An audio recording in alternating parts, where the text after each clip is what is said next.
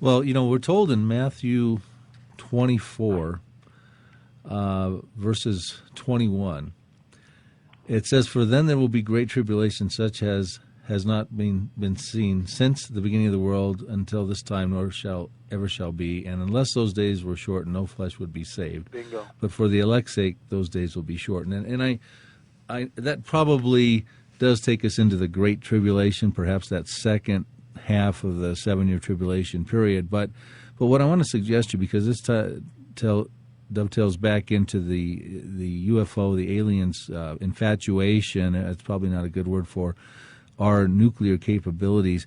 If what you're suggesting is correct, that when the Middle East war explodes, be it Psalm 83, which would be my advocation, which would probably precede Ezekiel 38, but whether it's that or Ezekiel 38, if the UFOs full disclosure, the aliens comes at that time, it might tie into the thought that they are at this point concerned that humanity might try to destroy itself. Right. And of course it says that those days will be shortened for the elect's sake, so we know that God will shorten those days. It won't be the UFO, the extraterrestrials. Right. But it might suggest that maybe that they feel that is the time that they've got to come on the scene before humanity actually destroys itself. And even prophecy says there will come a point where mankind could destroy itself, as I just quoted.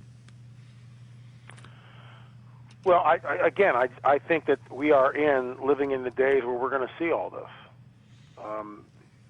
This stuff, again, it's real, and the church is starting to wake up at the fact that this thing is not going away. And, I played golf with my friend a couple of Fridays ago. I actually blogged about this, and we hooked up with this guy, nice guy, and we played, we turned the corner on the 9th hole, went to the 10th hole, and on the 11th hole he announces that he's a pastor. Well, why didn't you tell us that in the beginning?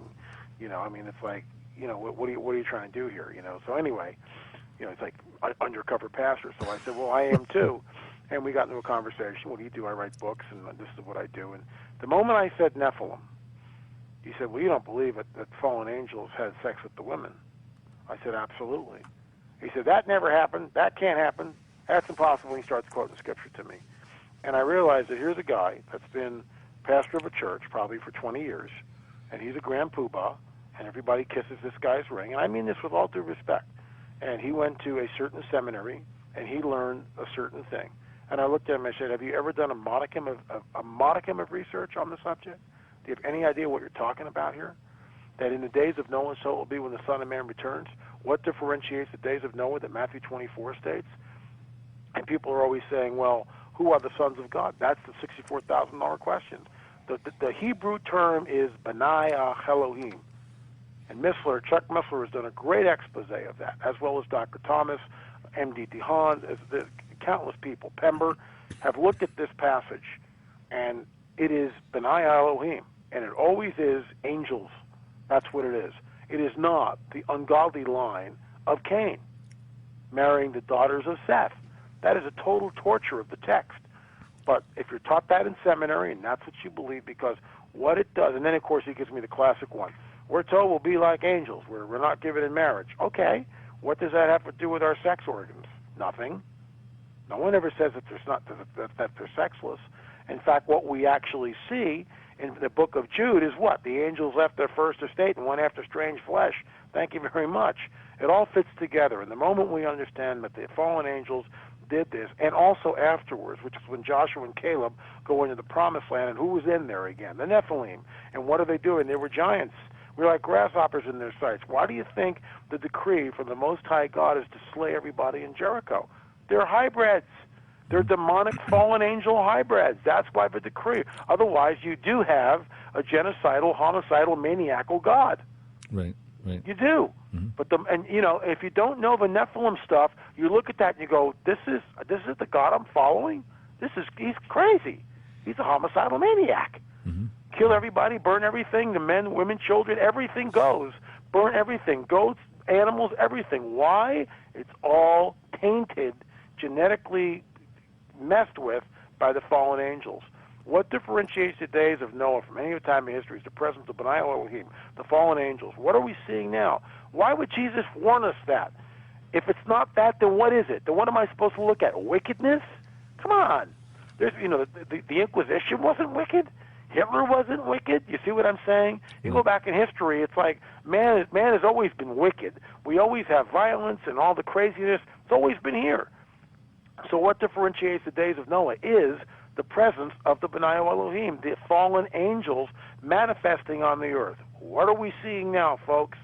What are we seeing now? But it's different, because the enemy is not going to make the same mistakes, and this is the great cosmic ruse. This is the mystery of iniquity, which has been working for 2,000 years, and when he springs it, even the elect would be deceived, if that were possible, and some of the elect, some of the people that are Christians will be sucked in on this thing. In fact, I believe many people will look at this. Here's something to think about, and I don't know if anyone else, well, I'm sure someone else has thought of it. I can't be the only person on the planet that's thought of this. But I don't know. You get some crazy insight. You do, and you kind of go, well, I don't know about this, but here's something interesting.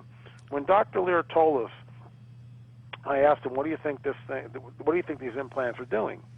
And Dr. Lear said he believed that the implants were changing people's DNA or modifying it in some way.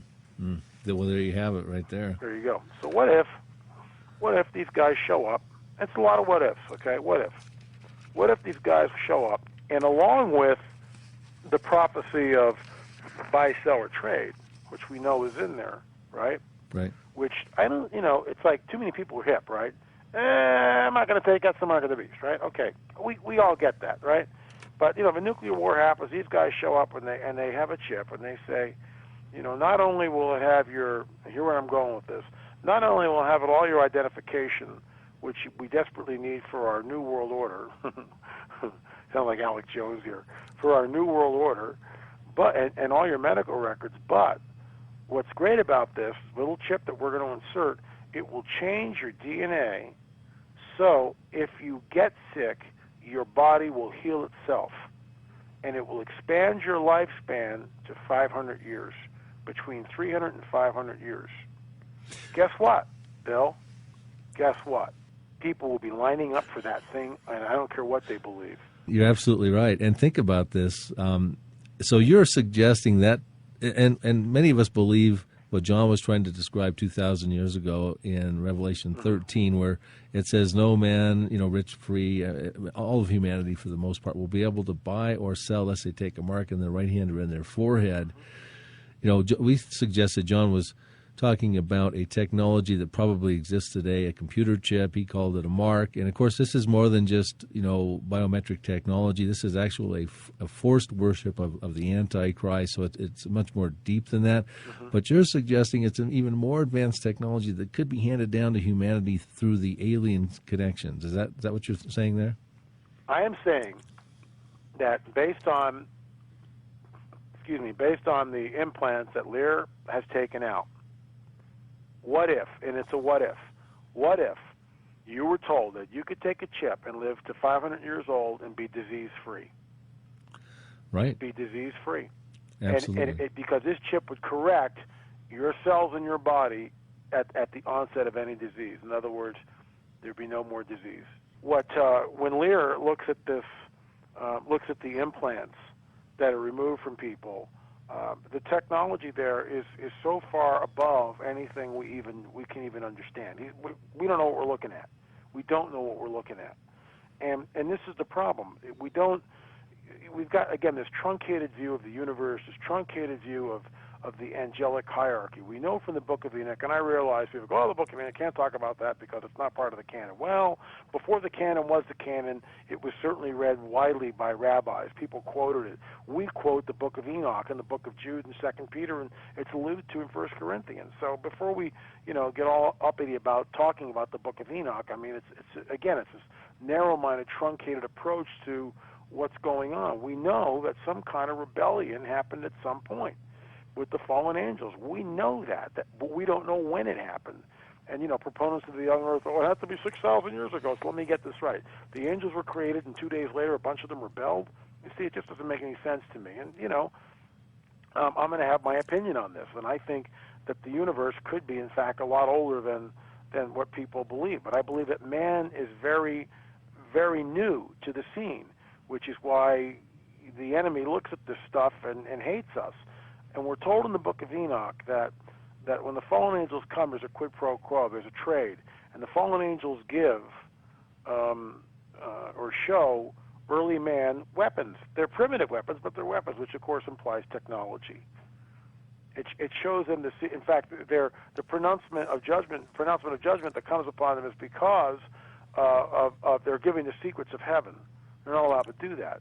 Root cuttings. In fact, the first abortion that's ever been recorded, and to the best of my knowledge, has to do when a fallen angel gives instructions on how to kill the embryo in the womb.